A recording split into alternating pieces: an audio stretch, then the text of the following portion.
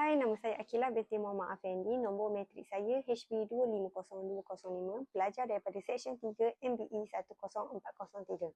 Pada hari ini, saya ingin berkongsikan pengalaman saya mengikuti subjek Teknopreneur di universiti.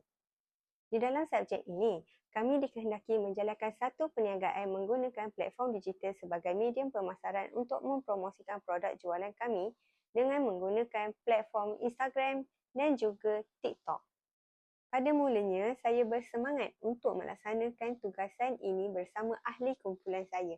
Namun, masalah mula timbul apabila segelintir daripada ahli kumpulan yang kurang memberikan kerjasama dari segi idea dan juga modal untuk menjayakan projek ini.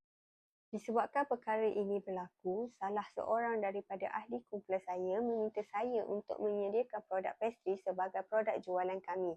Disebabkan saya mempunyai latar belakang baking.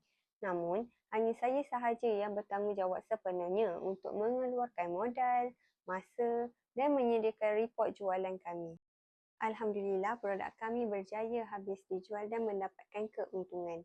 Namun, keuntungan tersebut perlu dibahagikan sama rata walaupun usaha yang diberikan tidak seimbang.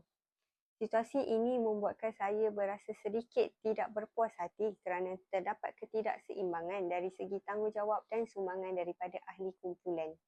Pengalaman ini boleh dikaitkan dengan teori konflik di dalam sosiologi. Menurut Karl Marx, teori konflik menjelaskan bahawa di dalam sesuatu masyarakat ataupun kumpulan sering wujud ketidaksamaan dari segi sumbangan, kuasa dan juga ganjaran yang diperolehi daripada seseorang. Di dalam situasi saya pula, jelas berlaku apabila hanya seorang individu sahaja yang menyumbang lebih usaha tetapi hasilnya dikongsi secara sama rata. Dari perspektif TVET, guru boleh memainkan peranan dengan lebih jelas di dalam menetapkan penilaian individu supaya lebih adil dan seimbang berdasarkan sumbangan setiap pelajar di dalam kumpulan. Ini dapat mengelakkan isu ketidakpuasan hati dalam kerja berkumpulan. Manakala bagi pelajar pula kita perlu lebih bertanggungjawab dan bekerjasama secara adil supaya setiap ahli kumpulan dapat menyumbang dengan seimbang di dalam menjayakan sesuatu projek. Kesimpulannya, ya, pengalaman ini dapat membantu kita memahami bahawa teori konflik bukan hanya berlaku di dalam kalangan masyarakat, namun berlaku juga di dalam kehidupan pelajar.